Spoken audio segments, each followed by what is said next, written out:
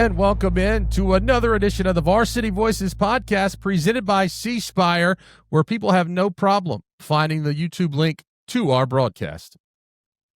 It's a fun week 4 here on the podcast, and we got a lot for you. Got an interview segment debuting some new rankings and calculations and all that, so things are a little bit different this week, but it's the usual suspects that are here with us, like Jared Schatz. How's it going, fellas? I want to give a shout out real quick. How about the Oak Grove Warriors? I know it was not the start they wanted to the season. Started at 0-2. They beat Hattiesburg, and then they took out Neville, Louisiana, a power over near Monroe, 36-7. That was Oak Grove's first home game. They just had to get back to the friendly confines, but well done, guys. Way to represent the SIP. Good job for Oak Grove. Awesome. Also on the podcast, the voice of the Ward Central Vikings, Brandon Davis. Welcome in. Yeah, thank you, Uncle Breck. And they say if you can't beat them, you join them. Come on over, Gators. 14 years in a row, we are the flagship of Warren County. Nice little jab at the rival there. I like it, Brandon. As always, I say the best hair in the business, but he's got it covered. He's got the lettuce covered up today with the Tupelo voice of the branded Bulldogs, Jake Wimberly. Guys, always glad to be with you. Tonight, you're not only going to get some great football, you're going to find out Brandon Davis has no idea what he's talking about with ice cream tonight. So that's a fact. Well, tease. That's a radio tease right there. You can tell Jake's in radio. That's what we call a tease in radio. And as always, our producer, Caleb Hamill, is on the podcast with us. Yeah, guys. Special thing tonight. I'm wearing my shirt from church saying I'm new. We just before recording the podcast tonight, baptized 52 different people with an outdoor baptism service tonight, and that led me to remind myself of 3 different West Jones Mustang players that got baptized earlier this year after practice. Bryson Cooley, lineman, Blaine White, and then Shadow Tizanos. So congratulations to those guys and everybody else that I saw tonight at church.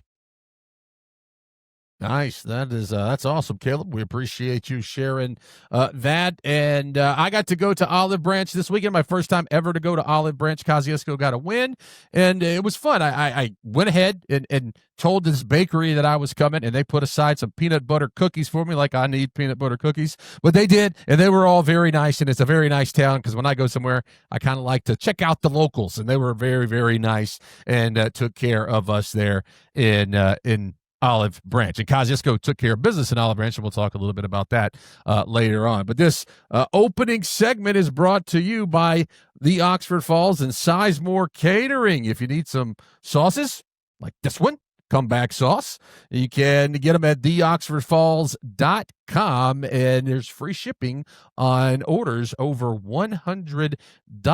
So it's tailgate season, and it's about to be food season, Thanksgiving and Christmas. So if you need some sauces, check out theoxfordfalls.com. But that's it for our pregame. We're about to jump right into our first quarter. We're going to take a break. We come back, it'll be more of the Varsity Voices podcast presented by C Spire.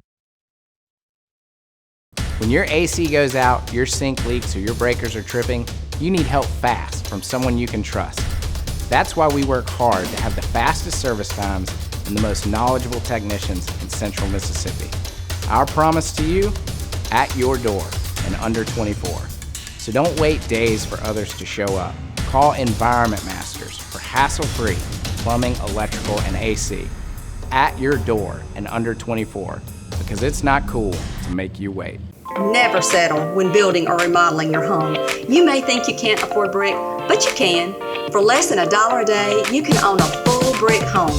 The money you save on painting, heating, and cooling costs, along with lower insurance, will put money back in your pocket. Go to CherokeeBrick.com to see how affordable brick really is. Spend less, save more on the look you want. Cherokee Brick. Life's just better with brick. Genuine Mississippi, grown and raised and crafted, made. Genuine Mississippi. So 3rd down and 10 at that 32-yard line. Mavs up by 7. White to throw again.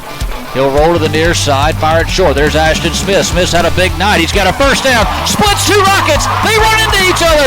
Ashton Smith will be denied. Touchdown. 32 yards for the senior. Welcome back into the Varsity Voices podcast presented by C Spire. This is our first quarter where we go back and we kind of react and overreact and see if the sky is falling in week 4 and see what happened. This is brought to you by Mississippi Sports Medicine. Same-day appointments available and no referral needed. Visit MississippiSportsMedicine.com to schedule an appointment today. So we'll get right into it with the top 10. Tupelo and Oxford. That was a game that was a little bit closer than we'll think. We're actually going to talk about that one in depth on into the podcast, so we'll skip that one. But then Brandon Bulldogs go out of state, Jake, and take on a powerhouse over in Clay Chalkville. They lose that one 47-14. What's your thoughts on that game? Hey, it was good for a quarter. And then after a quarter, things kind of fell apart for Brandon. Through an interception, they ended up taking back for a touchdown, the next 3 plays, they scored a touchdown. And then after that, they sky kicked a kickoff that Brandon, for whatever reason, it confused them. They got out of the way. It's almost like the return guys thought it was a punt. Clay Chalkville goes right on top of it, and then they take now 2 more plays and score. After that, I mean, it was just, I think, too much shock, too much awe. I mean, that's a really good Clay Chalkville team. Here's the thing I want to say about this, and I know we got to move through this, is Brandon's got to get this thing fixed. They're playing a very similar team in Starkville coming up this weekend. Mobile quarterback, make you play 11 on 11. So this is a big week for Brandon. I mean, obviously it's the last non-region game. Tyson Robinson should be back in some capacity this week, but worst defeat for Brandon since 2021 in week 2 at Madison Central. They got some things to fix. And we'll take a look at the top 10. Continuing it, it's Grenada and Cleveland Central. Grenada gets to win 21-12. Those teams not too far from each other, and that's a little bit. It was closer at one point. I remember giving the update during my broadcast, and Jared, I think it might have been you that said that was going to be a tight game. Yeah, that was one of those I looked at with the matchup with those two. Cleveland Central's got some weapons, and we know what Grenada can do, and that one was one we called out, so it will be closer than the so-called experts think, and it lived up to the billing. Yeah, Cleveland Central's a team that many people think in the North maybe could challenge a West Point, them and Holmes County Central. Staying with Jared quickly, I know you wanted to mention about Ocean Springs and Picayune. That was a good one there. A high-scoring game between those two. I didn't know those two squads could score that many points, and it was back and forth all night. I know Picayune was trying to catch up. They would keep it within a score or two, but those two have not shown that kind of firepower offensively. They've really been known for their defense this year, but they showed they can get the weapons out on offense as well. But what an entertaining ball game that was. Yeah, Greyhounds get the win there, 56-42. Starkville and Louisville, another matchup of the top 2 programs of all time in our first episode. Starkville gets the win, 36-16, and I'll put this out to everyone: is Starkville, have they figured it out on defense yet? Maybe. I think that, and Jake has said it about John Carr. They win a big game and then they fall off. So. We'll see. Maybe they're putting it together. Time will tell, but it was a big win for them the other night. I'll say this. If they fix their defense, the state of Mississippi better watch out. I agree. Kingston Johnson, I mean, we talked to him. He was our first player of the week. Really good kid, smart player, and he can get that offense rolling. But Brandon, I think maybe you talked about this one, Macomb and Brookhaven. Macomb with the upset. I say upset. I mean, Macomb's a pretty good team. We're going to talk about them later, but Macomb upsets Brookhaven 18-16. Yeah, Macomb flying under the radar. They're undefeated on the year. Brookhaven, after coming off the emotional overtime win against Madison Central, I think they may have been looking ahead to Northwest Rankin this week. Just a great recipe for a trap game, but kudos to Macomb for going in and knocking off Old Brook.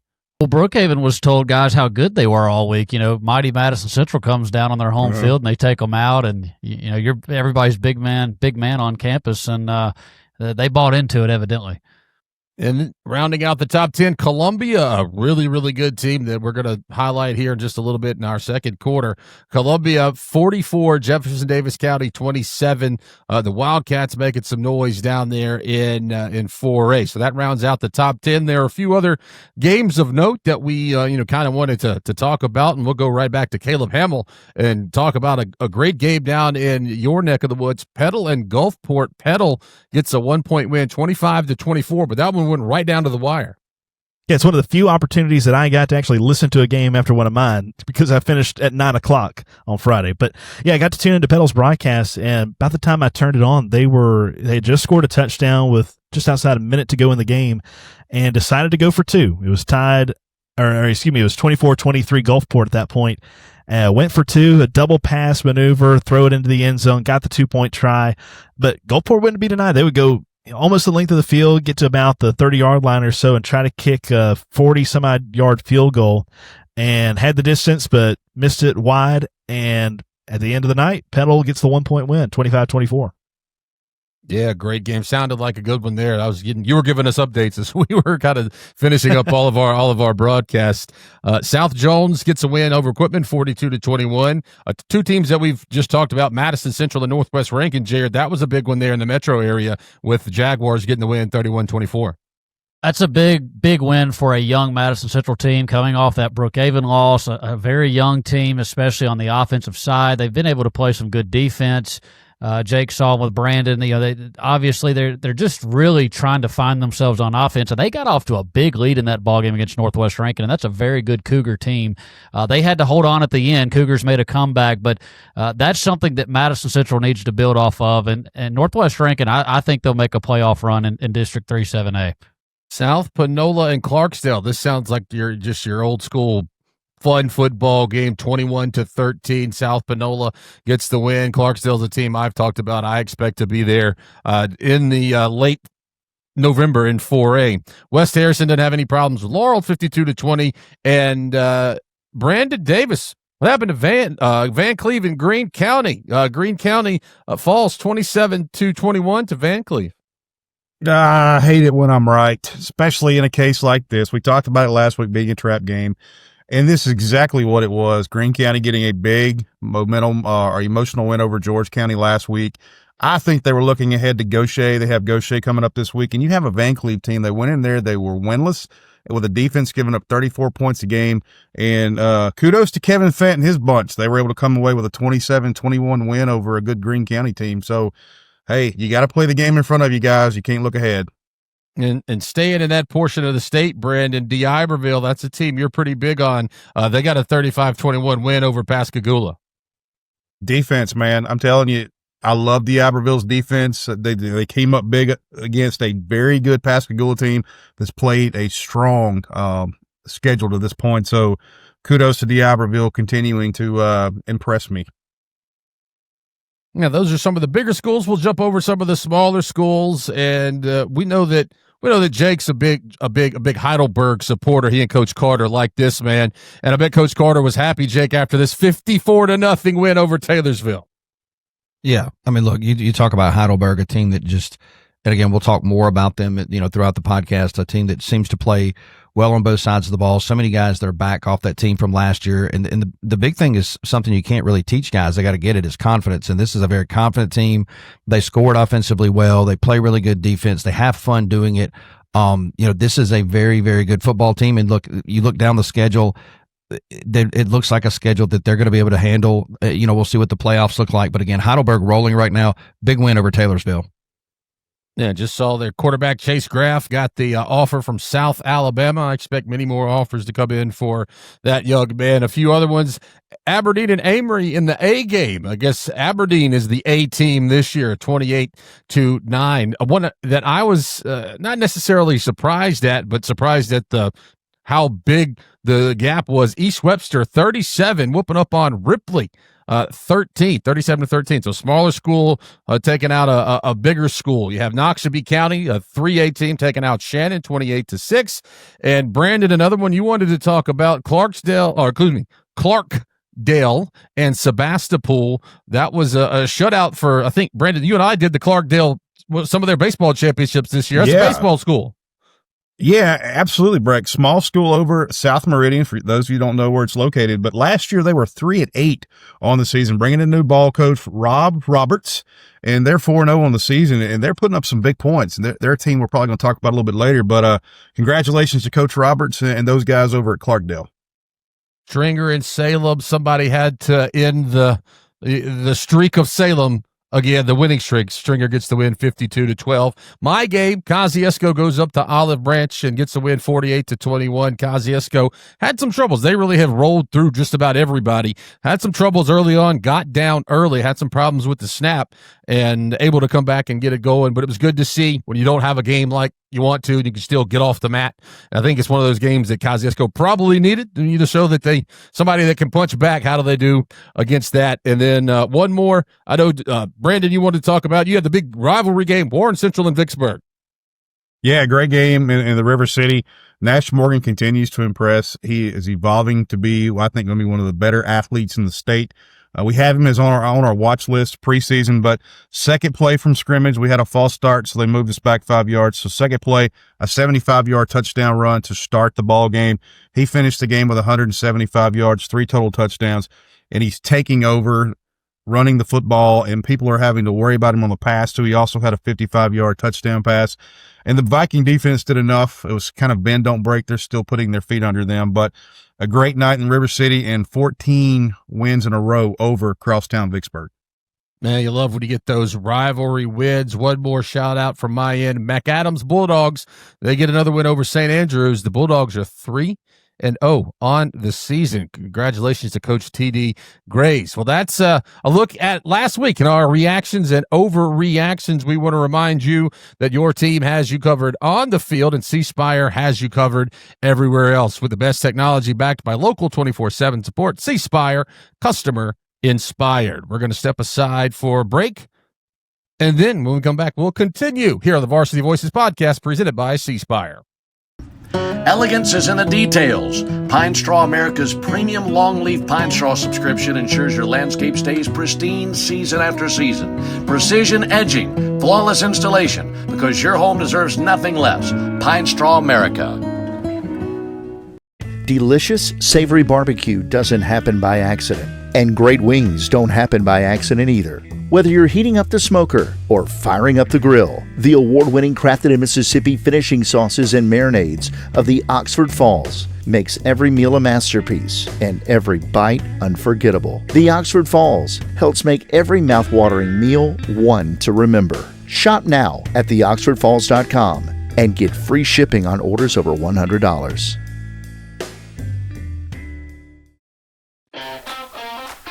Every job starts with the right equipment. At Empower Rental Group, we've got what it takes to get you moving fast. Empower Rental Group has it all to get the job, large or small, done right. From pickup to delivery, we're your trusted local rental partner. Rent online at renterg.com. That's renterg.com. Or come by and talk to our friendly team today. Empower Rental Group, built for the job. And the Panthers bring the offense back out for the 2-point conversion to take the lead with 59 seconds to play. Brown is your back. J.B. Bridges out behind Barnes to the left as a receiver. Fornreth, the lone receiver, right. Got to move the pocket here, I think. Bridges in motion. He'll go back. Swinging it to him. He's going to throw it. Double pass. Wide open. What a call. 2-point conversion is good. And welcome back into the Varsity Voices podcast presented by C Spire. This is our second quarter. Second quarter is brought to you by Atmos Energy. Be sure to call 811 before you dig. And we're excited to kind of debut a little something new here in this portion of the show. We have full rankings or rankings, power rankings. We're calling them RPI rankings for everyone. You've heard the term RPI when it comes to NCAA basketball tournament or NCAA baseball tournament, College World Series, things like that. Well, we got it for every school, 1 through however many. We have them, and you can find the link to that in the description or scrn.live. We have them 1 through all, just everybody's in the same pool. And then we also have them broken down by classification. So 7A, 6A, all through the classifications. And the person responsible for that is our producer, Caleb Hamill. So we'll talk to Caleb and ask, kind of explain to those that, maybe not fully understanding how RPI works, me included, what does it mean to be RPI? And why sometimes you might see a small, like a 1A school might be way up above like a Starkville or something like that. Yeah, so put all the teams in this coffee cup, and I drew them out 1 through 227. Now, there's just a generalized formula for RPI that's based off your winning percentage, your opponent's winning percentage, and then your opponent's winning percentage.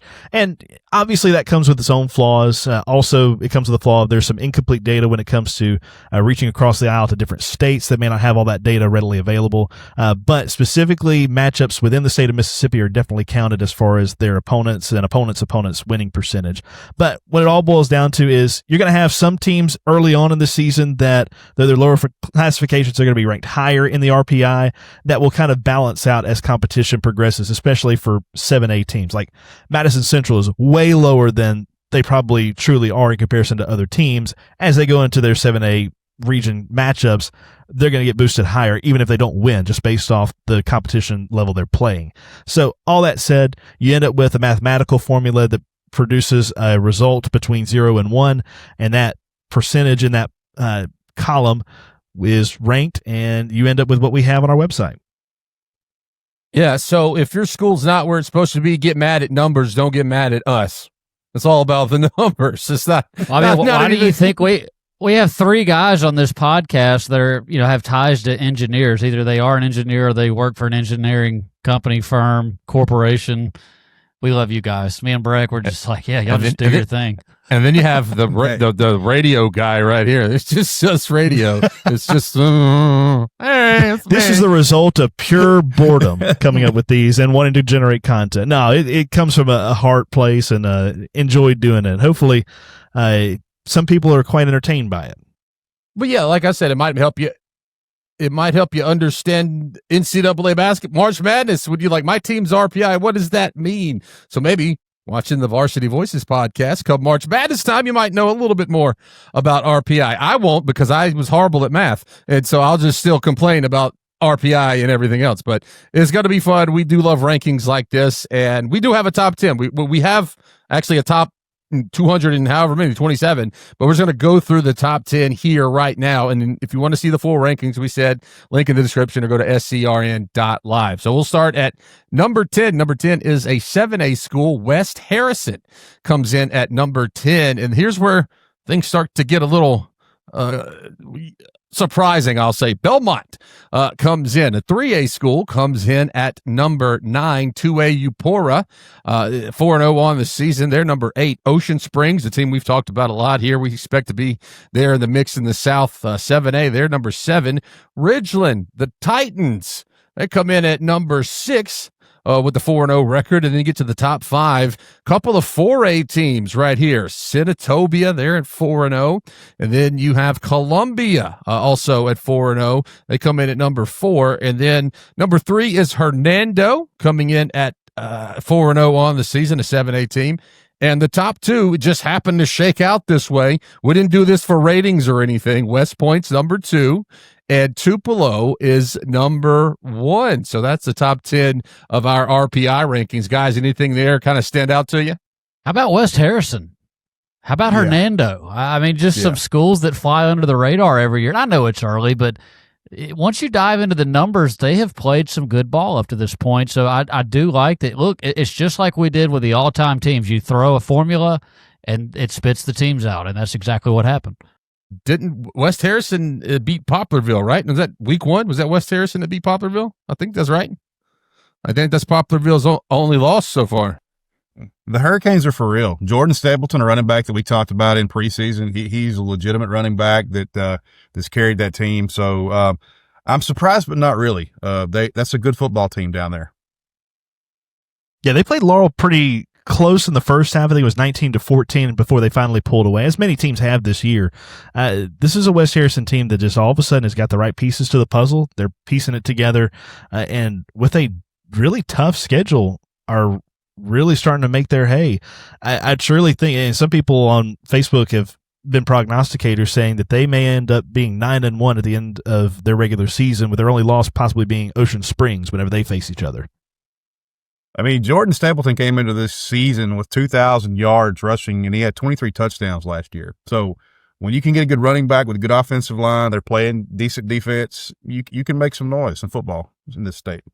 Another team, Hernando, that Jared mentioned, they're number 3. They're undefeated on the season. Hernando usually always, pretty good squad, but to have them right there at number 3, and they seeing at the schedule that they've played so far, they played a lot of teams up from their area in the DeSoto County area. But yeah, Hernando being number 3 is maybe a little something in 7A North, Jared. Yeah, Hernando has they're giving up 11 points a ball game, and that includes 2 shutouts that they have pitched against 2 teams from Tennessee. They beat Choctaw County by 3. I know that school's obviously smaller than they are, but the fact that Choctaw County is a very quality opponent, and then they beat Center Hill, who I know is a little bit down, but they're taking care of business. That's the only close game they've had is Choctaw County, so we'll see what they do in District 1. Obviously, Tupelo is the big beast on the street, but as we get into conference play, it's going to be interesting to see if they can keep this up, but they're playing very well right now. You mentioned Center Hill. I did want to point this out. Ridgeland is the only 6A team that's in the top 10. Closest one after that is Grenada at 12, but after that, it's a long way down to find Center Hill, which is at 29 overall. And obviously, again, we say it's early in the season. Grenada more than likely is going to end up further up the list than they currently are. And we didn't even see a 1A team. So something in the ratings is working in that regard. And that, they're a little bit outside. Stringer's the top one at 13, and right behind them is Simmons. Even though Stringer's got 1 loss and Simmons is undefeated, that opponent's winning percentage is really helping the Stringer Red Devils, especially that win over Salem. And it's important because you're going to get this. I know we'll get this from some people. Well, this person's schedule is not indicative of the other person's schedule. This is without taking into any account, a true schedule metric, because we don't really have that in high school sports. It's we can collectively look back and say, okay, Tupelo has played a strength of schedule that's rated number 2, and I'm just throwing a number at the wall. And West Harrison has played one that's number 10, but we really don't know. I mean, we can kind of look at likes and the sames as far as scheduling. So it will be interesting to see, when you take a team like Hernando, who on paper hasn't played a schedule like, say, Tupelo, or, maybe even Brandon or Madison Central. How does that, or even Starkville, how does that quantify, and how do these teams look down the road? And I think it's a fascinating conversation to have, and we'll see. It'll all work itself out, in the wash, as the old man says. And again, this doesn't really affect your postseason at all. This is just for fun. Yeah. Because at the end of the day, it's how you do in district play, not how you end up in the RPI and if the selection committee chooses you to play postseason ball. That's not how MHSAA works. But nevertheless, it's a nice gauge to see where you currently are in the grand scheme of Mississippi Public High School football. And we will remind you that Fast Speeds wins games. It's why C Spire delivers fiber home internet, nationwide 5G wireless, and business solutions to help you reach your goal in record time. C Spire, customer inspired. Continuing now, looking at the RPI, it kind of got us wondering about some other kind of rankings. So we kind of all did homework. We took a classification and started looking at maybe the best offenses and the best defenses and kind of what stood out to us from each classification. So we'll go right in. Jared, 7A. Who's the best offense, best defense, and what's some things that kind of stand out? Yeah, some of the top offenses in 7A. I mean, no shocker here. Starkville, John Carr, 38 points a contest. Oak Grove. Hey, we've talked about Oak Grove. What a big win against Neville, 38 points a contest. Germantown, even though the defense is struggling a little bit, they're putting up 36 points a ball game. DeIberville, Brandon's high on them. I'm high on them. 35 points a game, along with their friends to the south of them in Ocean Springs. They're putting up 35 points a game. At West Harrison and St. Martin, I mean, look, the coast's getting a lot of love, guys, and they need to, because I know they've been waiting a long time for it. West Harrison's putting up 42 points a ball game. St. Martin, 39 points a contest. So several teams on the coast are leaving their mark, especially on the offensive end of the football. Yeah, and 6 undefeated teams left in 7A, and 4 of them are on the coast. Yes. Yeah, the St. Martin And West Harrison being undefeated, that's one of the things that, we talked about Tupelo, D'Iberville, Hernando, and Ocean Springs, but St. Martin and West Harrison, one of those that maybe haven't got a lot of attention, and they are making some waves. But we'll jump right into 6A. Brandon, you were the one taking a look at the 6A ranks because, you were there with Warren Central. What stood out to you? Yeah, so I'm not surprised either. The top 5 offenses in 6A, Ridgeland scoring 40 points a ball game. Here's really a surprise. Saltillo, 38 points a game. Pearl River Central, 37 points a game. Warren Central coming in at 4 at 32 points a game. And then Lake Cormorant with 31 points a game being scored. So Saltillo, kind of a surprise there. They have done extremely well the early part of the season. Looking at some defenses, Grenada's coming in with only yielding 8 points a game on defense. And to me, we've talked about Ridgeland and Grenada being 2 of the better teams in 6A, and we're seeing that at the top. But it's a surprise team with a defense. Terry coming in, giving up 9 points a ball game. They're the second-rated defense in 6A football.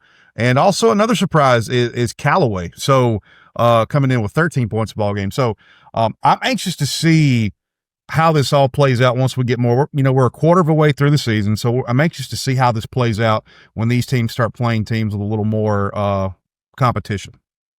I'm going to tell you about Terry. People that are in the same region as them, the Hattiesburgs, West Jones, all of them, they have their eye right now on them, and they're not to say they're a little scared, but they're going to have to pay attention, unlike years past. Terry should be no worse than second in that division. With what you got, West Jones, Terry. You talked about it. Hattiesburg's kind of down. George County, Forest Hill, and Jim Hill. So Terry's going to be a team that I think is going to host a playoff game. Yeah, I agree with that. Sorry about that. Stepping all over you there, Davis. But yeah, Coach Chris Thigpen has done a great job building that program, and he really liked this team. Quiet confidence in the summer. Had a chance to visit with him, and really likes the defense. He was raving about the defense. I think the numbers show why he was raving about the defense. So yeah, I would be with you and say that they will likely, all things considering, should host a playoff game this year. I know we're jumping around, but I did want to give you those 7A defensive teams that are really standing out right now. Of course, Tupelo's leading the pack, 11 points a ball game they're giving up. How about the Clinton Arrows, guys? We've talked about them. I know they've really struggled offensively a little bit and got lost a ball game to Brandon a couple of weeks ago, but that's a football team that's really playing well on the defensive side, especially 15 points a ball game they're giving up. Ocean Springs giving up 18 a contest. D'Iberville only 15. West Harrison giving up 16 a ball game, and then Hernando and St. Martin. Hernando only surrendering 11 points a ball game, and St. Martin 10. So again, the coast is really showing out. They have some complete football teams so far, 3 to 4 games into the season, depending on what schedule you look at. And in 6A, just the 2 undefeated teams left, Grenada and Ridgeland. So 6A, a very competitive division. Brandon, you also were tasked with looking at 5A, and I think this is the fun one that everybody is looking forward to talking about here because we're all shocked about this one. Yeah, and the region, this is going to be Region 2 out of the North, 5A North, and that is a loaded region. It's got Holmes Central in it, Cleveland Central, Vicksburg, Florence, and Lanier. And guys, you aren't going to believe me when I say this. It surprised me, and I double-checked my math to make sure the math was mathing. Both the top offense and the top defense in 5A comes from Tommy Kelly's Lanier Bulldogs. Lanier is averaging 36 points a game offensively and only yielding 6 points a game so far in this season. And Lanier being the team that's kind of been a bottom dweller for years, they've been down. For them to even be at this point early in the first quarter of the season, kudos to Tommy and the job he's doing over in Jackson. Outstanding job. I mean, that's a program that I still don't even know if they care about football, even though they're doing really well. I mean, they're a basketball school, and those kids, man, they really have it. It's one of those where you don't have a lot of kids that try out for football. I think that was the hardest thing that he probably had to do was change the culture because they're all about basketball, and the fact that they're number 1 in offense and defense, I know the schedule will, kind of sort that out, but that's impressive. Yeah, and also in that 5A, you mentioned South Jones, or you didn't mention, but South Jones and Summerall, two undefeated teams in 5A right now, same region. I've been really impressed with what Drew Granger, first-year head coach, came from Taylorsville, has been able to do for the Bobcats in their first year in 5A. And then South Jones, get to cover them a lot. They've been impressive this year with their win over West Jones and others. Really excited to see what they'll do moving forward, even though they lost one of their running backs over the last week due to a broken leg in Anthony Jackson. But 5A is a really fun classification this year. Yeah, it's good that you brought those two schools up, Caleb. So I'll go ahead. Another team is Pontotoc. Ponotoc's 5-0. That's the other undefeated that nobody's really talking about up there in North Mississippi. Yeah, Pontotoc, and I'll get to that second on defense. But on defense, they're the third best defense in 5A. They're only yielding 9 points a ball game. So I'll talk about those just in a second. But Caleb was talking about South Jones and Summerall, and Summerall is the second best 5A offense, 35 points a game. That kind of surprised me. South Jones coming in at 34 points a ball game, Brookhaven at 33 points a game, and New Hope, Alan Glenn and his bunch coming in at 30. But yeah, I really like South Jones. We talked about Colin Flowers as being one of our quarterbacks to watch early in the preseason. And Caleb, I know you've watched them a lot, but they're doing a great job. Casey Harrington is just doing a great job down there with the Braves. Yeah, really good balanced offense. Defensively, trying to work some things out, but been really impressed so far. Yeah, on the defensive side, Brookhaven coming in at 8 points a game. They're the second best 5A defense. And then Natchez and Pontotoc tied at third. And then West Point coming in 14 points a ball game. And that, to me, that's more impressive, coming in 14 points a game, knowing the schedule that the West Point's played, and they're only yielding 14 points a game. What I'm hearing is 5A South is wide open. I think 5A itself, man, is wide open. 5A is going to be fun. How it all shakes out is going to be a lot of fun. And just looking at all these teams and these rankings, it's going to be interesting to see who's in Starkville come December. I would agree. I think 5A is going to be a fun one, but another one I think is going to be fun is 4A, and that was my homework this week was 4A, and we'll talk about that. You got some undefeated teams: Columbia, Choctaw Central, Kosciuszko, Macomb, North Pontotoc, and Senatobia. Obviously, we've talked about Columbia, we've talked about Macomb, we've talked about Senatobia, we've talked about Kosciuszko. Not a lot of talk about Choctaw Central and North Pontotoc. How about North Pontotoc has not given up a point? 0 points. They've only played 3 games, so they haven't played the full 4-game schedule, but they have shut out everyone that they have played. So they are number 1 in defense. Macomb is number 2. They're only giving up 7 points a game. Kosciuszko number 3 at 8.75 points per game. Greenwood, a team that we don't talk about a lot, giving up 10 points a game, and Choctaw Central 12.5. When you look at offense, Kosciuszko's got it rolling, 47 points per game. North Pontotoc comes in at number 2. Once again, only 3 games, 45.3 points. Pass Christian down on the coast with 43.2 points per game. Rosa Fort, another team we don't talk about a lot, only played 3 games. They're right at 43 points a game. And then Poplarville, 37.2 points per game.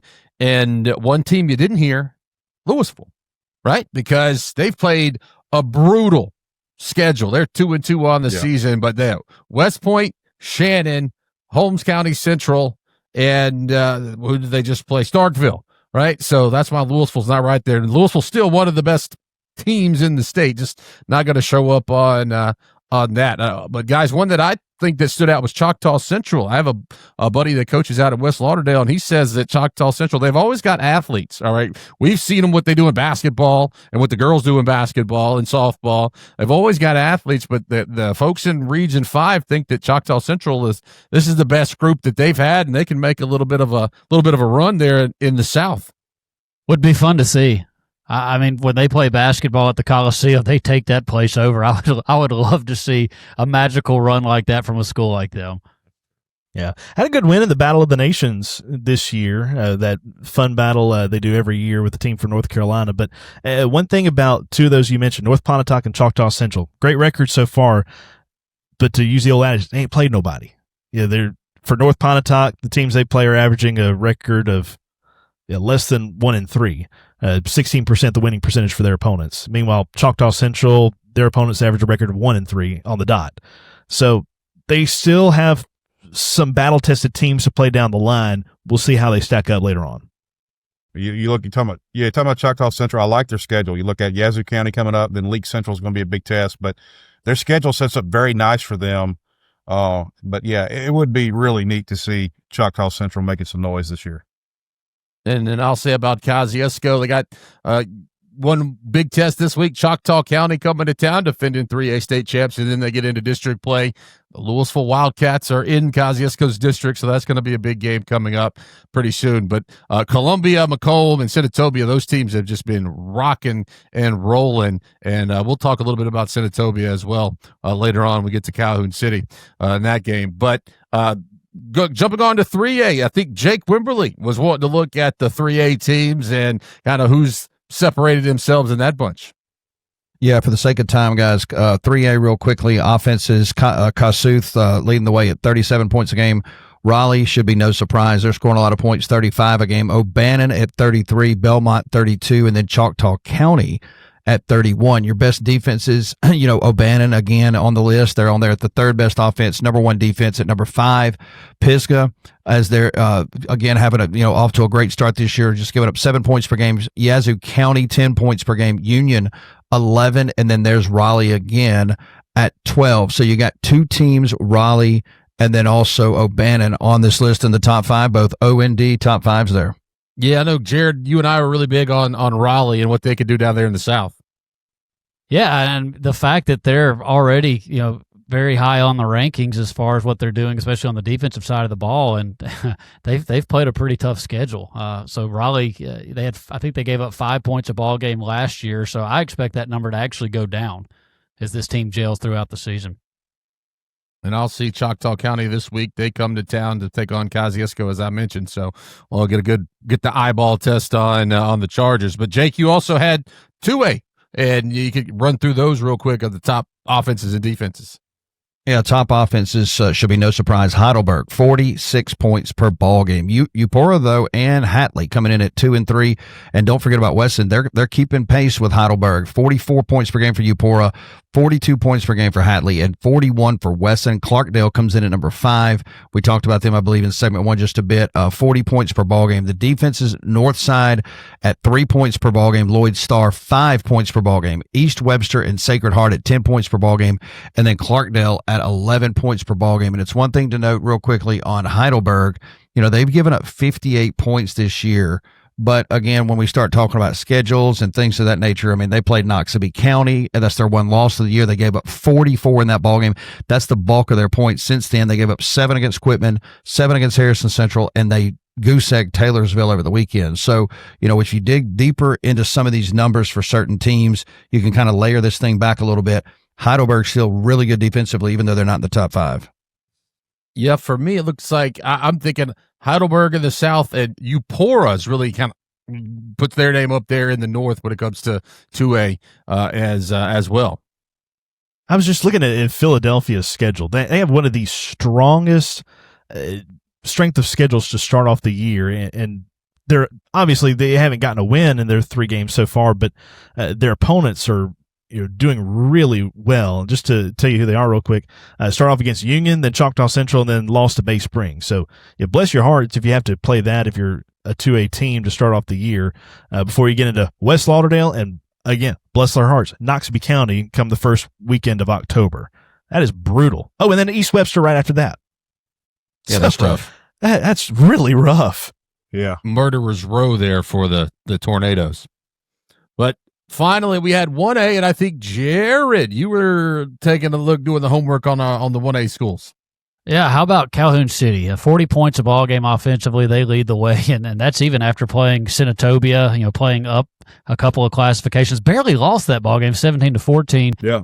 Bakersville, 36 points a ball game behind them. Then there's Simmons and Stringer.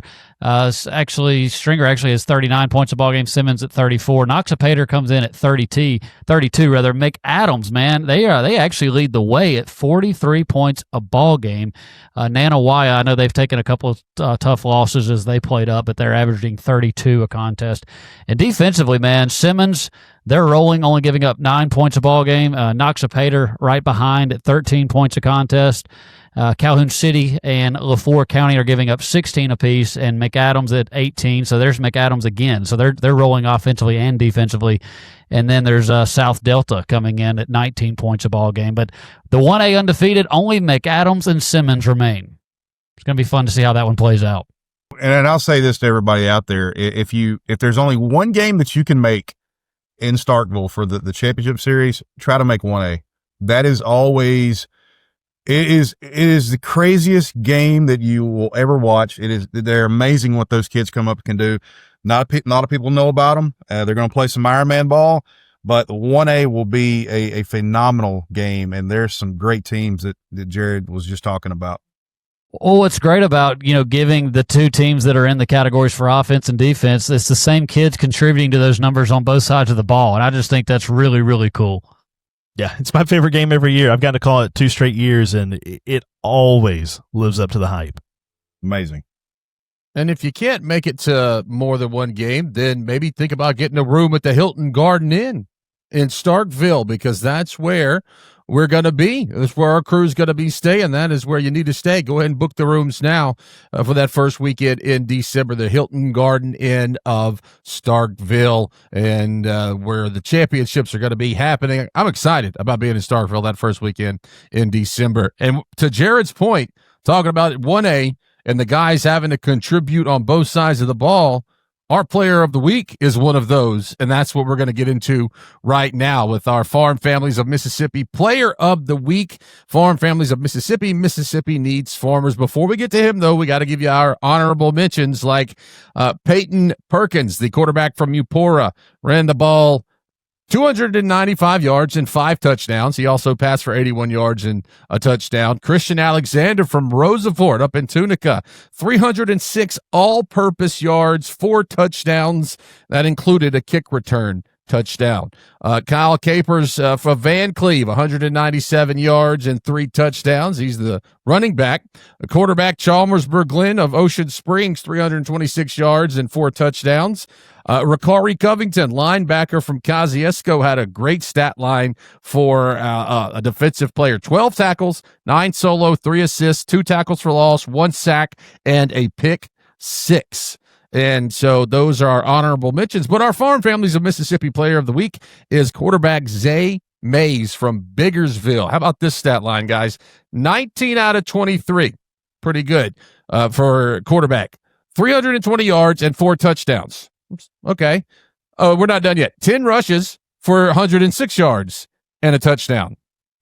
We're still not done. 60-yard punt return touchdown. Still not finished. On defense, 4 tackles and 1 interception. So that's a stat line of all stat lines for Zay Mays of Biggersville. Very deserving of our Farm Families of Mississippi player of the week. Guys, we've had some great stat lines already this year. Phenomenal stat lines. Every week we say, well, I don't know if you can beat that one. And it's something like this happens. Does. So, yeah. Mm-hmm. That's why I love 1A football. Yeah, that's the most well-rounded one we've seen, and that piggybacks off the 1A thing, like Caleb was saying. Yeah, I love that that he had that kind of performance right as we finish up 1A and talk about Ironman football. Yeah, and all 3 phases of the game, too. That's what's really neat about that.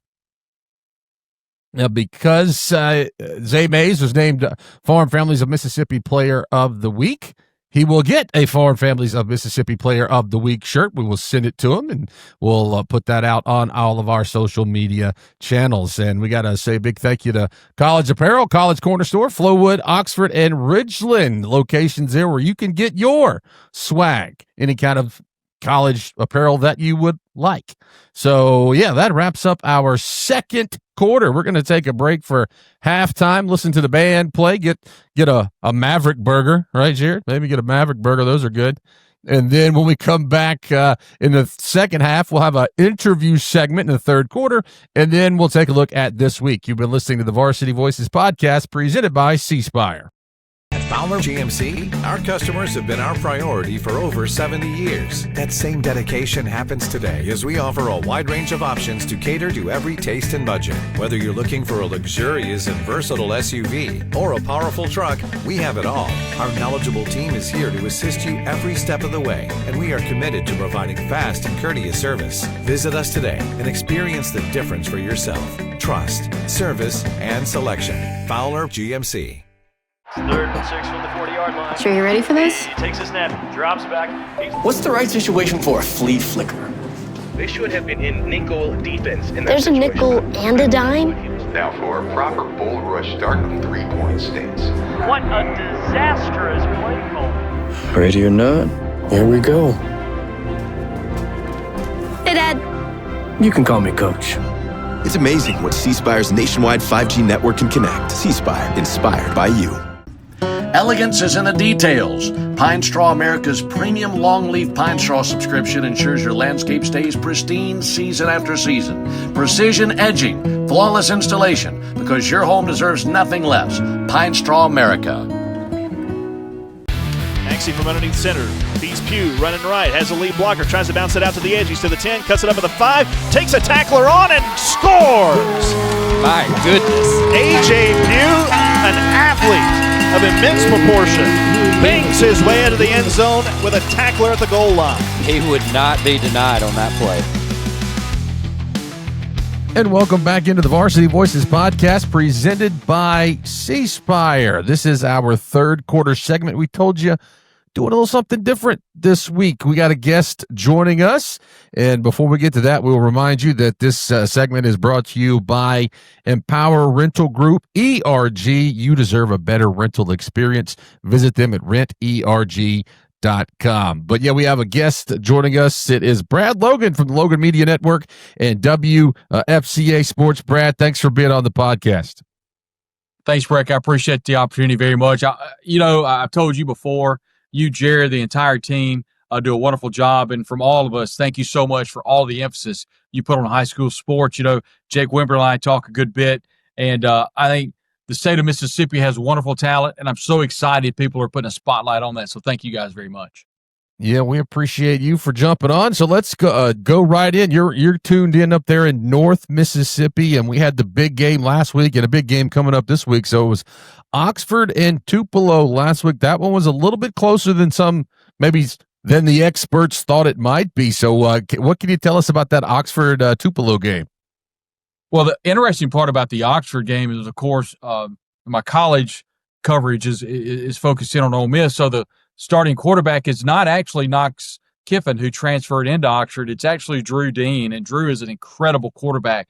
He had a big night for Oxford, 124 yards and 1 touchdown. And actually, Oxford got out to a 13-0 lead over Tupelo, but then the Golden Wave woke up very quickly. Kylan Bobo, 217 yards, 3 touchdowns, at 11.4 yards per carry.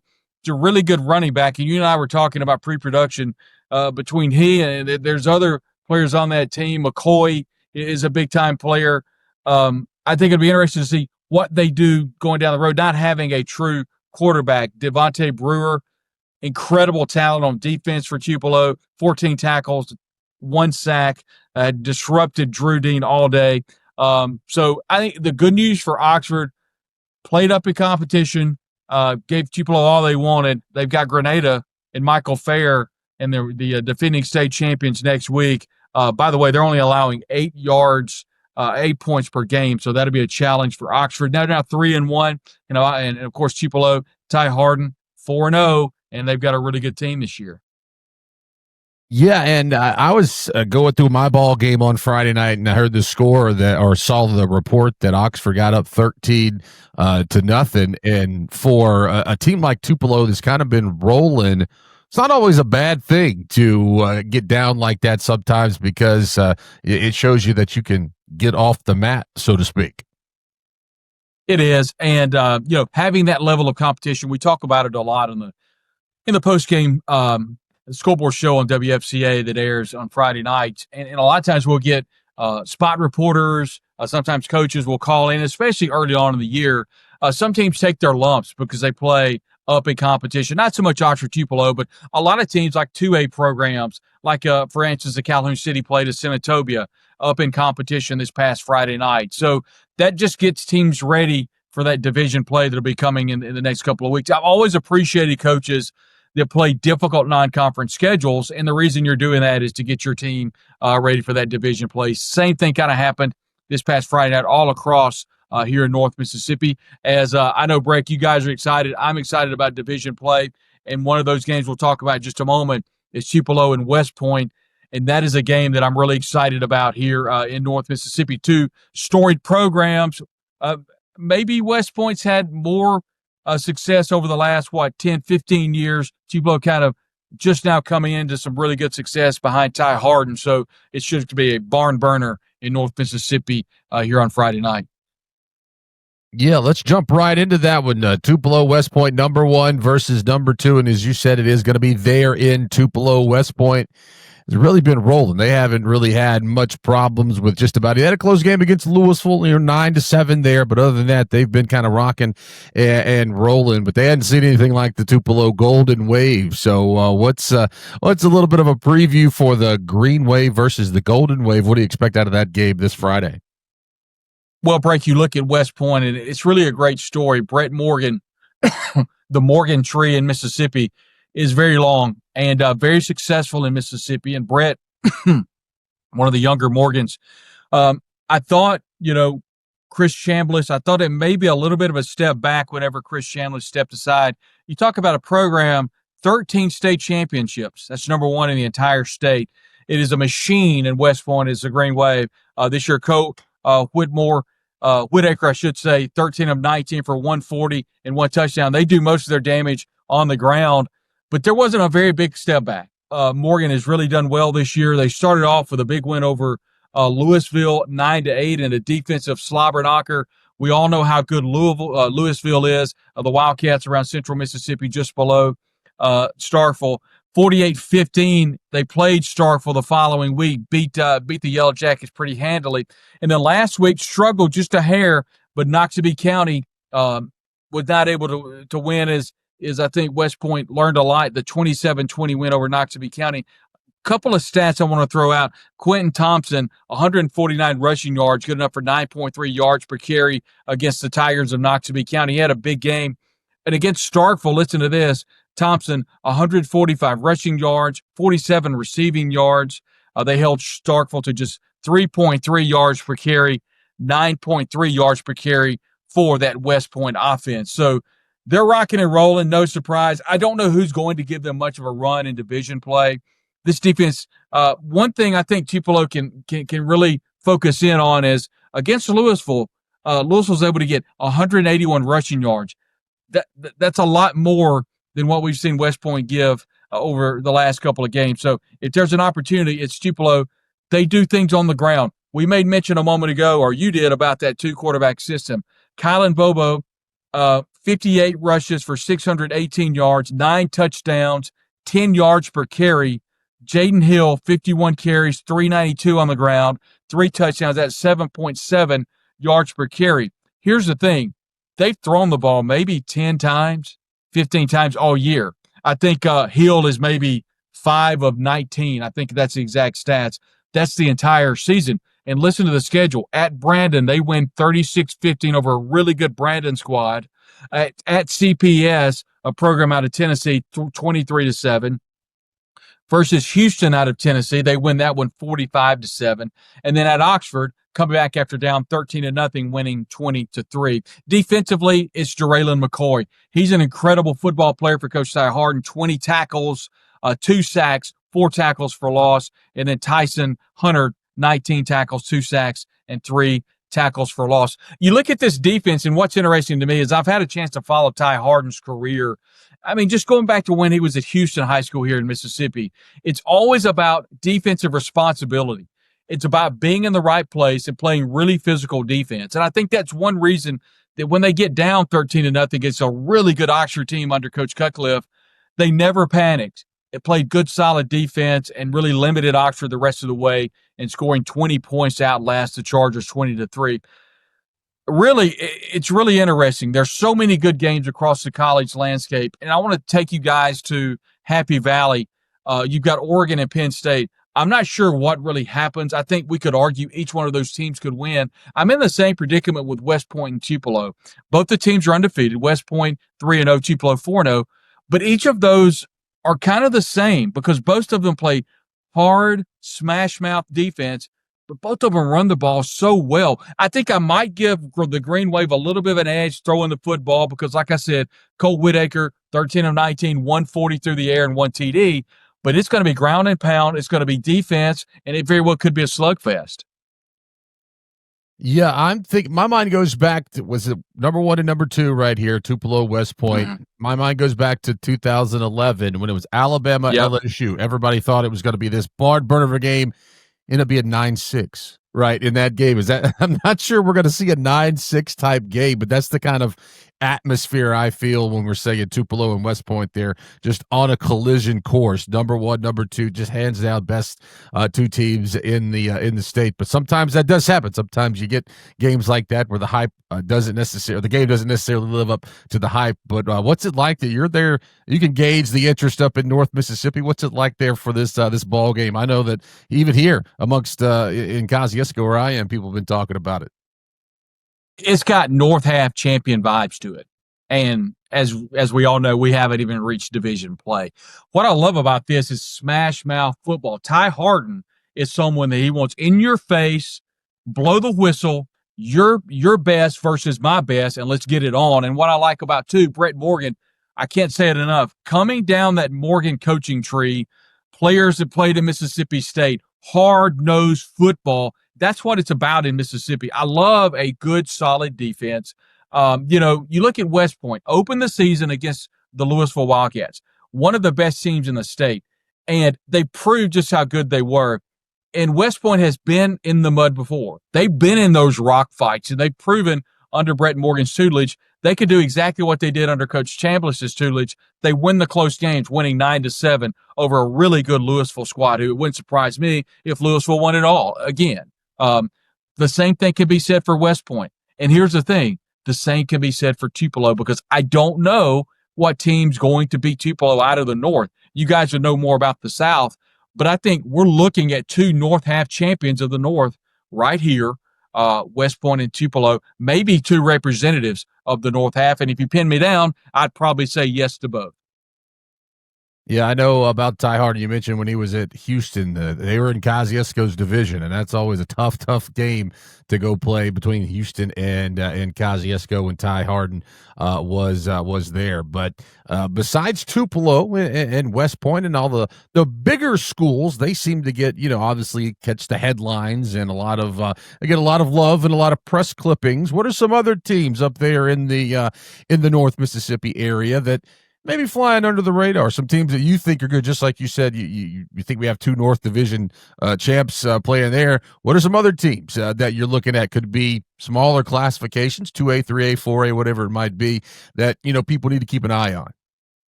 I think without question, Calhoun City, who was probably going to play for it in 2A, they're down this year in classification. They're in 1A, and they're rolling. They played up in competition. I mentioned them a moment ago playing Senatobia.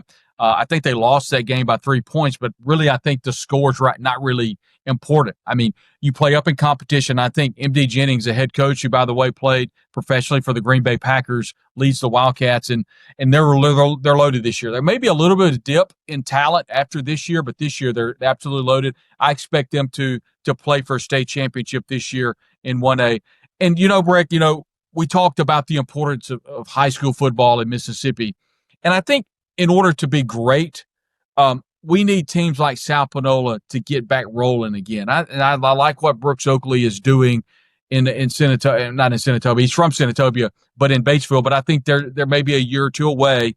But you look at teams like that. You look at teams out of the North. We talked about Northeast. You talk about Tupelo. Then you start thinking about, well, could there be any teams in DeSoto County that takes a step forward, whether it be Lake Cormorant or a team like that, where we've seen so much talent come out of Lake Cormorant with Cam Franklin, who's now playing at Ole Miss. So the question is what happens?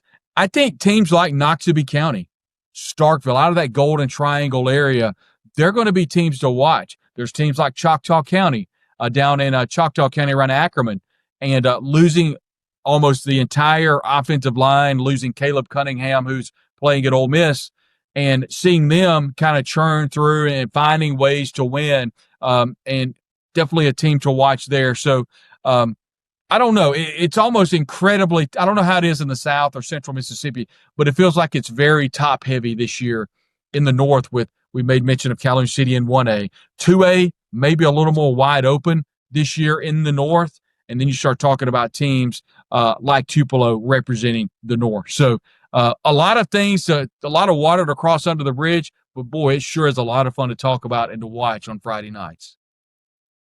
Hey, you mentioned that Choctaw County team. That's the team I'll see this week as they come to Kosciuszko. We're excited about that one. That's one of our games of the week that we're going to be picking later in the podcast. So yeah, we're excited, and it's just week 5, right? Just getting that halfway point of the season, getting ready for division play. Well, Brad Logan from the Logan Media Network and WFCA Sports joining us here as a guest in our third quarter. Brad, we do appreciate you for stopping by here on the Varsity Voices podcast, and hey, jump on in anytime. We need to know what's going on way up there in North Mississippi.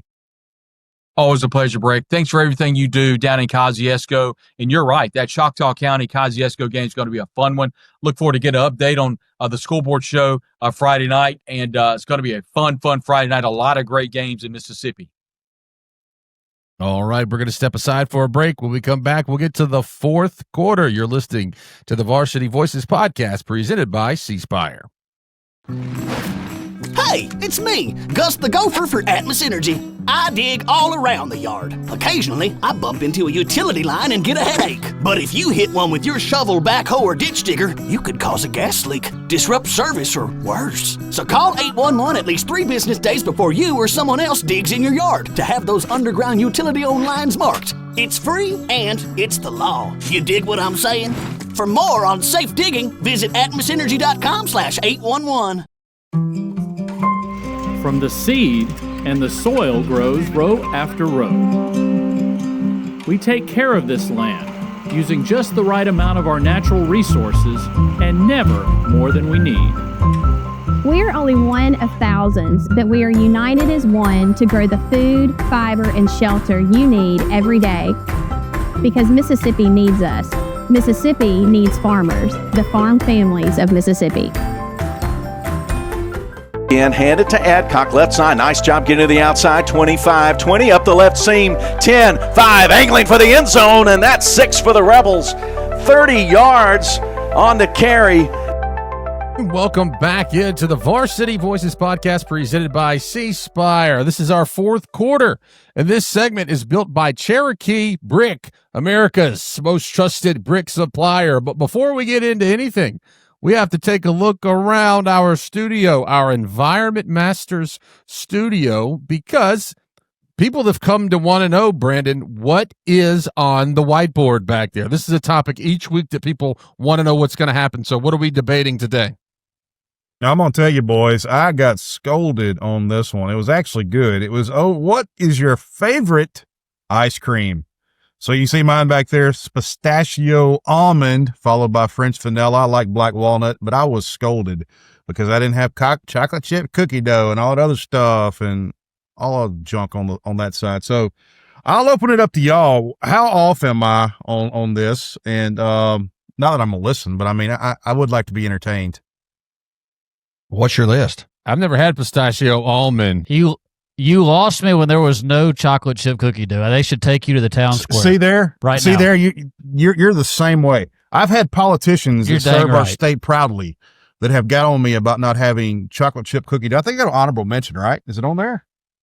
I got cookies and cream. That's close. That's a good one. That's good. Now that makes it legitimate. Yeah, I mean, it's close.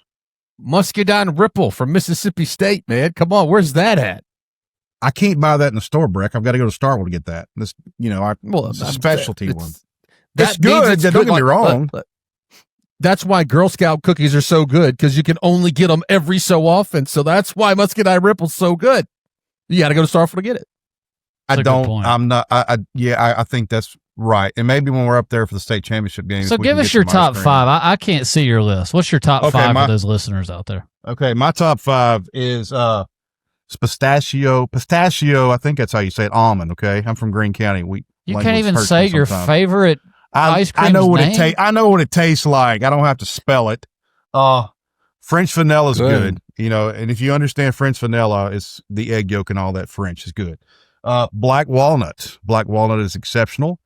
Then strawberry. Got to go with strawberry. And then I'm going to throw not that I necessarily like it, but I know there's a lot of people that's going to be whining about this, especially U-Shots.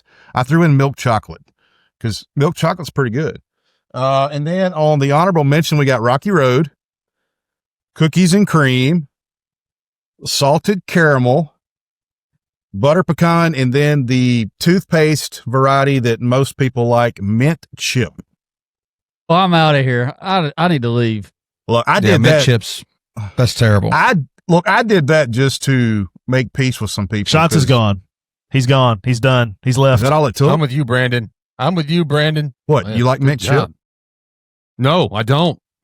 Oh, I mean, yeah, I don't like it. I mean, I did it just, what's honorable about mentioning mint chocolate chip?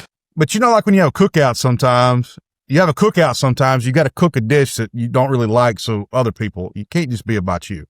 So, I took one for the team there. But no, a lot of discussion on this week. A lot of fun. Of course, my boy Richard Russo, he was the first to say something. Why wasn't there moose tracks on there? So sorry, Coach. I missed moose tracks. But no, a lot of fun. Again, if you have a topic that you want me to put on the drawing board, send it my way. And of course, we love interacting with you guys, having a lot of fun, all in good fun. But go out and get you some ice cream. There's a lot to choose from. PG topic, family show. Yes. Right. Hey, by the way, if they're going to send us topics to put on the board, we also need haircuts. Isn't that right? We need haircuts. We want coaches, haircuts. players, fans. Me yes. Me and Davis don't know a lot about haircuts, but everybody else that knows about hair, send it to us. Well, you guys won't get any hair in your ice cream. That's a great thing. Maybe not. Maybe I won't. And I didn't realize that it was going to take me talking ice cream to get you mad to run off and not bother me. I could have done this. How long have I known you? 6, 7, almost 18 years threw up, ago? man. Anything mint? I'm out. Well, I don't. Now, if they're those Olive Garden mint chocolates, now that's the one time the combination works. I'm not. I had a York peppermint patty when I was a kid. I thought it was chocolate. I bit into it. It was peppermint. Messed me up for life. Right? I agree, buddy. I agree. You You're get a good Coke, man. You get Coke and they give you Diet Coke, right? It's just something like you've had Diet Coke before. You know what Diet Coke tastes like. But when you're expecting Coke, it messes with your head. Same thing. And you're a kid and you're expecting chocolate and you get toothpaste or mint. Nope, can't. Thanks, Peppo. That was my granddad. I can't promise a lot, but I can promise a York peppermint patty is not what messed you up. Okay. Well, that might be true. Just, I mean, it's a good excuse. It didn't help. Chapter 1 of that. Page 1, chapter 1. That's it.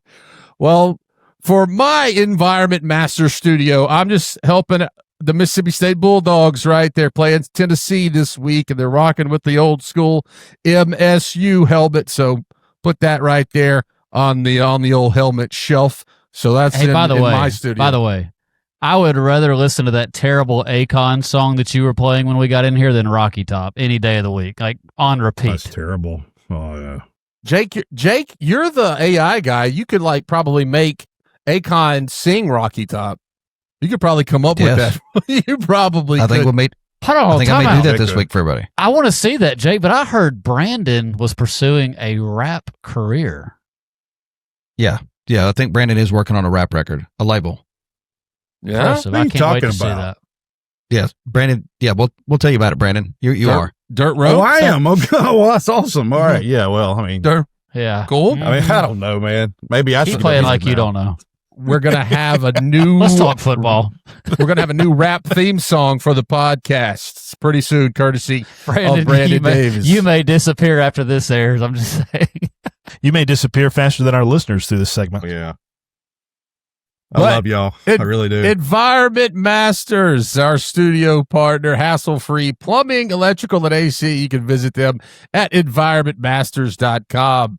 But hey, we got to talk some football, like Jared said. We're looking at the games of the week, looking at the top 10. West Point and Tupelo, that's the big one. Brad Logan and I, we just talked about that in the third quarter, and so we'll move on to Grenada and Oxford. That's a big game, guys. Oxford played Tupelo very, very close. So Grenada, we know what they are, and so that's a big one. Biloxi and Ocean Springs, that's a good one. Starkville and Brandon, North Pike and Columbia, Picayune and Poplarville, Warren Central and Madison Central. Guys, what are the ones in the top 10 that kind of stand out to you? I'm, and not want to steal Wimberley's fire, but Starkville and Brandon intrigues me because what's going on with Brandon, Jake? I mean, the offense, what are you seeing over there? Because for me, I still think I do, and people may call me crazy. I still think that when the smoke settles, and the dust settles, Brandon's going to be one of the top teams in 7A football. But interested to see what you think about that. Yeah, look, they've still got some, things they're trying to work out offensively. I mean, anytime you lose a offensive player like Tyson Robinson, he should get some time back this week. That's going to, that's going to pain you. And also they're still trying to find that one or two guy that's good, can replace Jay McQueen and Quincy Phillips off last year's offense. Defensively, this team is good. I mean, I know they just gave up 47 or 40, whatever that number was at Clay Chalkville this past weekend. But, a lot of that was, being on the field for way too long. I mean, they held Clay Chalkville, I believe, to 17 points in the first half. So the defense is going to be there. It's just finding those guys and then, of course, getting this young offensive line to grow up. And that's the challenge this week against a very good Starkville team that's going to come in and they're going to press. You're going to have to score it a little bit, and they need to do that this week. I feel like every week we're talking about a really fun matchup for Picayune. Played Ocean Springs last week, and that one kind of got away from them towards the end there, but still holding their own against a higher class opponent. And now they're about to play Poplarville, who, though is 4A, is still a force in and of themselves. So that could be an interesting one. I know we're going to pick it later on, but two powers going toe to toe. So I would say this is my prediction on this one. The game's going to kick off at 7 o'clock. By 7:45, people are eating their post-game chicken tenders. This game is going to fly by, because it's going to be nothing but running the football. Two powerhouses, like you said. So that another good one for the Maroon Tide this week. I look at that ball game, guys, a lot like West Point and Tupelo. I mean, I know they're not as big as schools, but it's kind of two mirror images just pounding each other for 48 minutes. And I'm with you. Just like West Point, Tupelo, it's going to go very quickly. The one that's really, look at Louisville, Noxubee County. Those two. It doesn't really matter what the record is or the classification for teams around that region. They just all beat up on one another, and they're, as we said in our preview show, they're all ready to go when district comes. And I want to see what Louisville's going to do with their offense. It's so hit or miss right now, and I think a lot of that's due to the schedule. And then Noxubee County, this is a really good football team. They really had a good game plan for West Point, so it's interesting to see if Louisville can get their offense going, and Noxubee is going to give them all they want. The formerly called the Toothpick Bowl. I don't know if they still call it that because of MC Miller coaching at both schools. I'm not sure if that name has stuck, but that is a good ball game. One that I'm excited about: Grenada and Oxford flying under the radar. Oxford with a very, very close ball game against Tupelo, and Grenada. They're the defending 6A champs. One of only two undefeated teams still in 6A. So what can they do? And another one that's going to be down in the I should say not down in the metro area, but it does a metro area team. Clinton and Petal. Well, that's a big game, Jake, down there in South Mississippi. No, it really is. We've talked about Clinton and the defensive football that they're playing, and look, that defense is going to keep them in just about every ball game that they play. And if they can continue to let this young offensive quarterback and this young, group of skill set players grow up, then Clinton is going to have a say, at least in the pecking order, I think, in Region 2 7A. But going down to Petal, that's a big ball game. Petal just coming off a couple big weeks where they've won one, lost one. Marcus Bowles, we talked about him. He's going to have his team ready to go in Region 3 7A. So this is kind of a playoff type ball game for both of these teams. Obviously, they can't see each other unless it's a state championship come playoff time. But I think this is one where it's an iron sharpens iron type of game before they head into region play. Yeah, Brandon. What do you want to talk about? Yeah, thanks, Break. So the thing about this Clinton game that's intriguing to me is how are the Arrows going to travel? If you look at their schedule, every game they've played so far has been in the metro area. They played Warren Central Northwest at home, went to Brandon, and played Pearl last week. This is going to be the first time that Coach Morgan gets this young team on a bus and takes them to play a quality opponent on paddle. How are they going to travel? And people may say that's crazy, but the business side of traveling to play these away games, especially like what you're going to see here, matters. How does your team travel? How do they prepare? So this is going to be a good test for this young Clinton team that is mostly sophomores that are making waves. Another metro game is the one that really stands out to me, and it's coming from the private school side. And I know we're going to pick it later, but MRA and JA. It's an MRA team, though. They've got a loss from the first game of the year. They have since scored at least 47 points in each of their wins, including a running clock against Jackson Prep last week, downed Hartfield 49-21 a couple weeks ago, and also took down Jefferson Davis County 47-6. I mean, this is an MRA team that is high flying and scores often and scores quick. And JA, as we've pointed out before, a team that has a lot of talent on their side of the football. They have scored more than 40 every game this season. So what's going to give? Who's going to have more at the end? I think is going to be the question in that one. I think it's a fascinating ball game, and this could be a precursor to, the championship. I mean, they'll definitely probably play each other at least another time. And, visiting with some of those MRA guys this summer on the road tour that I was on with Mississippi Sports Medicine, our partner here, you ask MRA players, hey, who are you most ready to play? It was Jackson Academy. So they're going to get their wish. They'll tee this one up. It'll be fun this week. And how about West Harrison St. Martin, guys? That's a district ball game going to start up this weekend on the coast. I mean, we were giving those guys credit about kind of the, early start they've had, and now they're going to collide, and one of them's going to separate themselves from the other. So that's going to be the first district ball game of 7A this Friday night. A few other ones to mention: Holmes County, Central, and Kenton. Two good squads there that are going to be squaring off. Noxapater and Eupora, some of the smaller schools that are going to be facing off against each other. Pearl River Central at Sumrall. You got Pontotoc, who we talked about in 5A, taking on a good New Albany team out of 4A. And then my game, Choctaw County at Kosciuszko. That's going to be a big one. Choctaw County, the defending 3A champs. You got Kosciuszko 4-0. We mentioned the 47 points per game, leading 4A with points scored.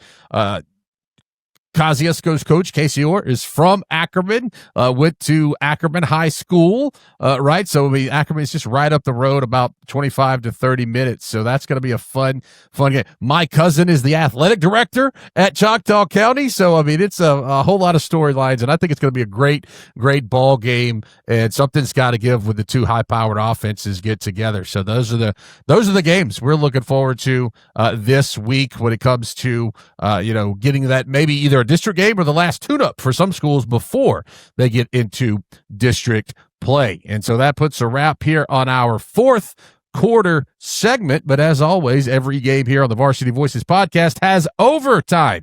So we're going to step aside for a break. When we come back, we're going to make our picks for the week. You're listening to the Varsity Voices podcast presented by C Spire. At C Spire, we've never waited on the future. We've built it. By harnessing the power of advanced technology to transform how we all live and work, elevating connected living, accelerating tomorrow's business growth, and leading the AI revolution, all while staying true to our core purpose. You think we're done? Just wait. There's more to see. C Spire. Customer inspired.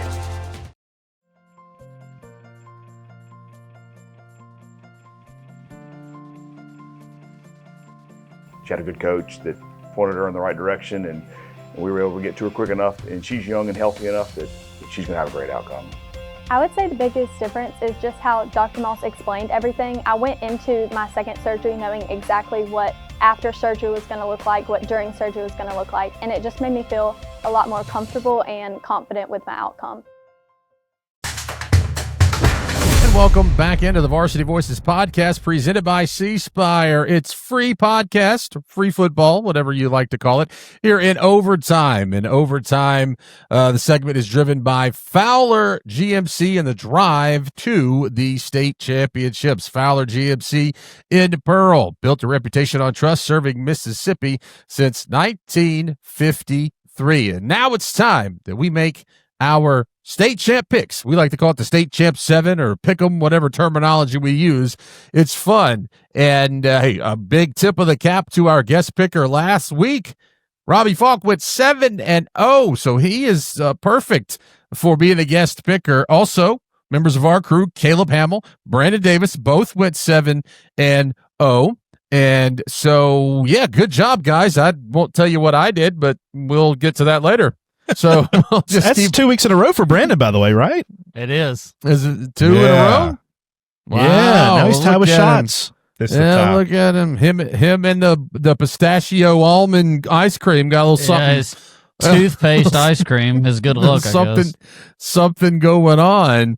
But we will go ahead and take a look at our picks. West Point and Tupelo, the big one that everybody wants to talk about. Number 1 versus number 2. Both teams undefeated. Brandon, who you got? If it was a neutral side, it's going to be a coin toss for me. But with it being at Tupelo, I'm going to take the Golden Wave at home. Guys, this is not going to be for the faint of heart. Look, if you have children you're thinking about bringing to the ball game, I would just say leave them at the house. This is going to be a bloodbath, and I wish that this crew could go up and watch it. This may be the game of the year. And with that, you could flip a coin. I'm going to stay with Tupelo but until they're knocked off the pedestal. I don't know. West Point's the kind of team that they can play the same kind of brand of ball, but I'm going to stay with Tupelo. Yeah, I'm feeling that right now because I feel like I'm 51% one and 49% the other. And I'm kind of like Brandon. I think Tupelo has the better edge of it right now, but yeah, they were exposed against Oxford. And I think West Point's defense is really going to wreak havoc on that rushing attack of J.J. Hill. But, heck, I've convinced myself. Give me West Point. Even though they're on the road, give them to me. Guys, it's all about, who is going to have the upper hand on the, line of scrimmage play here? Offensive line, defensive line, both of them very, very good. Turnovers is going to be a big part of this. I have to go, though, with Tupelo. Of course, I'm donning the Tupelo hat here tonight. Shout out to Coach Ty Harden. Love the fine folks in West Point, too. But I just think J.J. Hill, you also look at some of these other backs that they have. They're just a little bit better in the skill position set. Give me Tupelo. Yeah, this is definitely a difficult one. I got a buddy. I should have talked to him. I should have talked to my buddy. Used to coach for West Point. Now he coaches for Tupelo. I haven't got the skinny from him. But I'm going with the point. I like West Point in this one. I think just a little bit more, just a little bit more physical, a little bit more, as Caleb said, the defense. I think give me the green wave in this one. Now we'll step over to the private school ranks. MRA is going to be taking on Jackson Academy. MRA 4-1. Jackson Academy is undefeated. Brandon, start to talk about this one. What do you think about this MAIS matchup? Well, I tell you, Herbert Davis is one of the best coaches in any classification and anywhere I would take him. He's just a great coach. MRA has set themselves up for this ball game. They've played some very good teams out of state, going and playing Ravenwood, and then going up and beating Collierville, Tennessee, which is a fantastic team out of Tennessee, and they put 62 on them. MRA is averaging 46 points a game. I know JA is loaded with talent, but MRA is better coached. Give me MRA in this one. Okay. All right. Well, he stole my thunder. I'm going with MRA, man. Coach Davis, Sam Stockett. I agree on the schedule. Very, very good schedule for MRA. I don't think MRA is getting a lot of love. They should be undefeated right now. I know what JA has. They've got some players. I still just like Herbert Davis and MRA. I think they get it done, and I'm with Jake. This could be one of 2 matches this year. Yeah, and Jackson Academy, if you look at numbers defensively, they've had better showings in their matchups. But as Brandon pointed out, you look at the competition that MRA has played, even though they've got a loss on the schedule, they've really amped up the preparation leading into their conference's play. I like MRA. They score too fast and too often to combat. But I do think it's going to be a high-scoring track meet. Love Herbert Davis. Love their quarterback there at MRA. Love what they have skill position-wise. But, guys, there are some Hoss daddies, war daddies on that Jackson Academy, interior line. I mean, we're talking, offensive line, defensive line, linebackers, some of the best talent that you're going to find, in the country. And then I think the recruiting rankings show that. They just absolutely caved in Hartfield this past week. It was very, very easy. Give me Jackson Academy this week. And I think I'm going to go with JA as well. What Jake was talking about those guys. I think I have one or two linemen committed to Tennessee or something along those lines. A couple of those guys committed to Tennessee. So yeah, I like JA in this one. So let's go to my game this week. Choctaw County and Kosciuszko, the one we talked about in our last segment being a big rivalry game just right down the road. Choctaw County's 3-1. Kosciuszko is 4-0. So Brandon, I know you like Kosciuszko and Jackson Schuler, but what do you think about this matchup? There's nothing to talk about. The best player in the state, the best player in the country is the fullback, Jackson Schuler. I'm taking Cozy. I love him. Give me the Whippets, man. The Fighting Breck Rileys. I mean, good gosh, they are rolling this year. And to go up to Olive Branch and get that win convincingly, 48-21, and then the two games, the most points they'd given up before that were 7 against Neshoba Central and 7 against Leake Central, and they blanked Florence. I mean, man, Kosciuszko, the way this is looking, if they can stay healthy, watch out. They may make a run in 4A. I like Kosciuszko. One thing that's concerning me is the schedule they played so far. Choctaw County already has wins over East Webster. We know how good they are. They lost had a narrow defeat against Hernando. And man, hey, think about the state championship they just had. So it's hard to be against Kosciuszko, who's done so well right now, but I really feel like Choctaw County has prepared better for this game, even though they're playing a classification up. Give me the Chargers. That's probably going to send me back down below Jake, but I'm going to do it.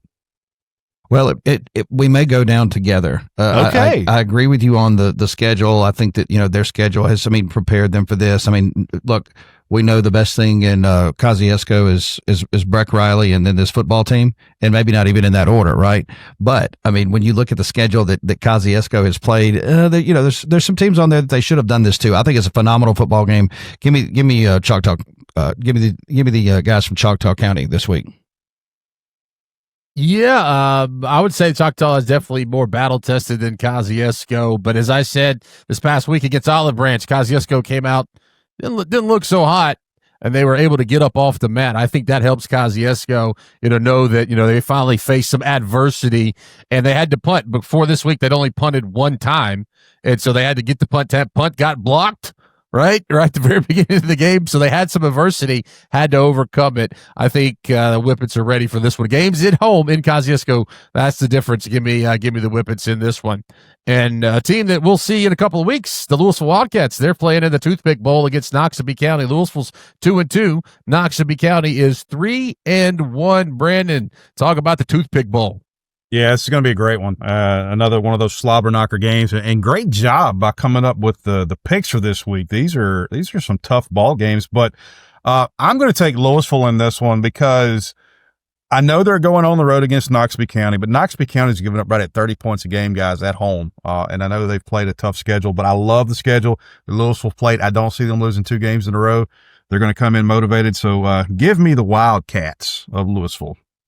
Yeah, he kind of stole my thunder again. I don't see Louisville losing 2 games in a row. I think they're irritated. They have not played the consistent ball that we've all known Louisville to play. I mean, they've actually been outscored guys in those 4 games of 108 points to 105. So they're actually not playing the level of football that this program is so proud to say, hey, a lot of people crowned us the greatest program ever. So I think they'll come out firing, and I think it'll be a very close ball game. I wouldn't be shocked if Noxubee won, but give me the Wildcats. Yeah, it sets up to be a great matchup, and I'm looking down at the schedule or picks that we've done so far, and I've picked the road team in all 3. Make it 4 for 4. I'm picking Louisville. Yeah, I'm almost down on the bandwagon. I mean, I love Noxubee County. I love the program that they have, but I just think Louisville has too much. Give me the Wildcats this week. I'll make it a clean sweep with Louisville taking on Noxubee County, just a little bit too much. Zayden Jernigan running back for Louisville in this one. Now we go to a battle of undefeateds in 7A. West Harrison and St. Martin down on the Mississippi Gulf Coast. Brandon, this is a fun one. I don't know. I think a couple of weeks ago, Shots had one where he didn't know up to the last minute. I'm kind of the same way. I like Seth Crockett, sophomore quarterback from St. Martin. He's had a good year.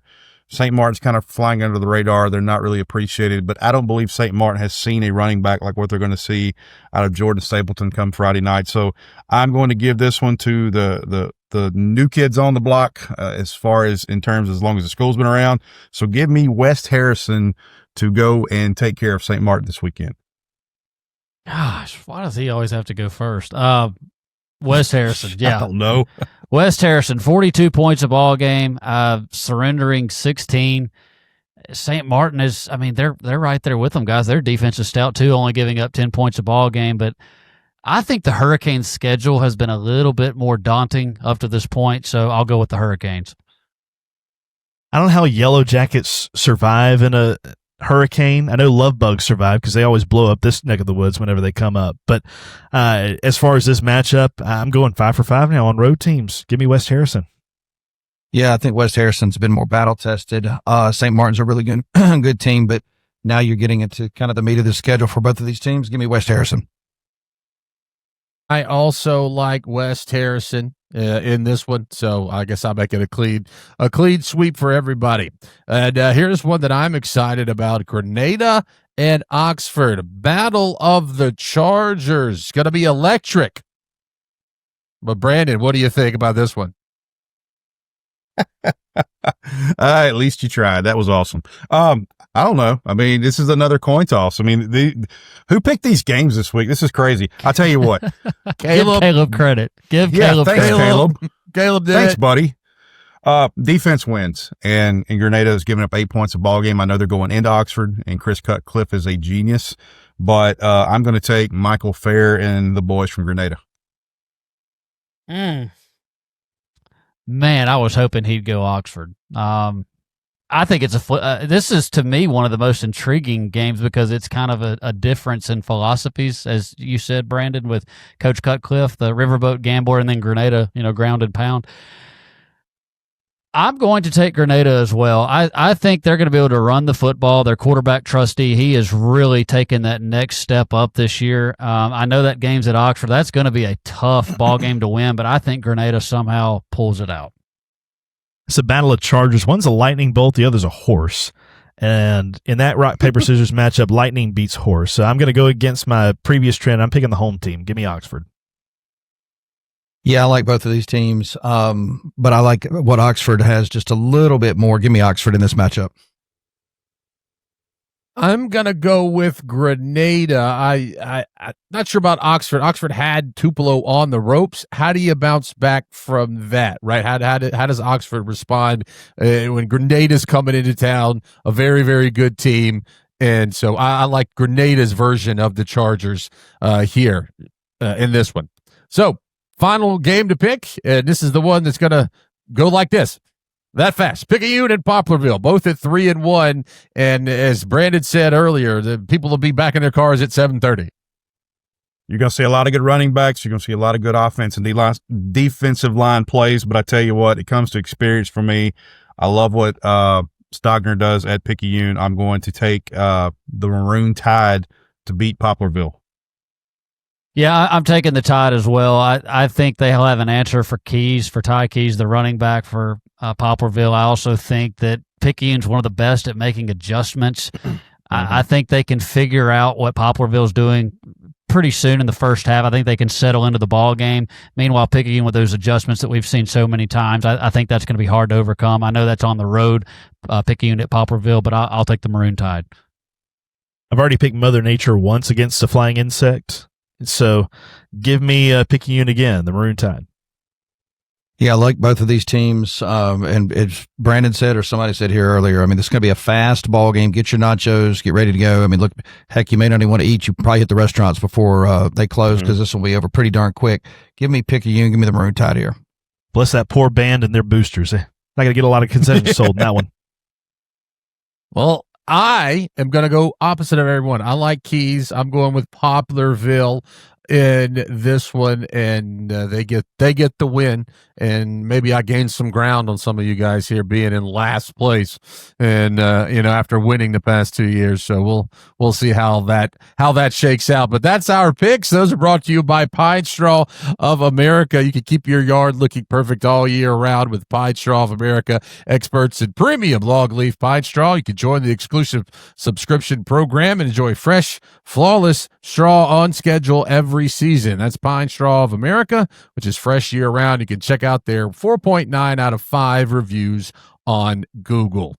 Well, that's our show for this week. We appreciate you for tuning in, whether you did it on YouTube, Spotify, or iTunes, and be sure to like and subscribe on whatever platform that you do, and give us a rating. We would love that. And still send in your clips, whether you're a broadcaster or you're a player. Even if it didn't have any commentary with it, still send it in. We can highlight the video in between, segments or whatever it is. But we want you to do that.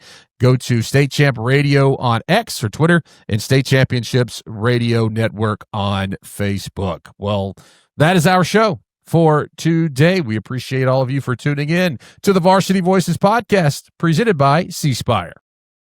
Genuine Mississippi, grown and raised and crafted, made. Genuine Mississippi.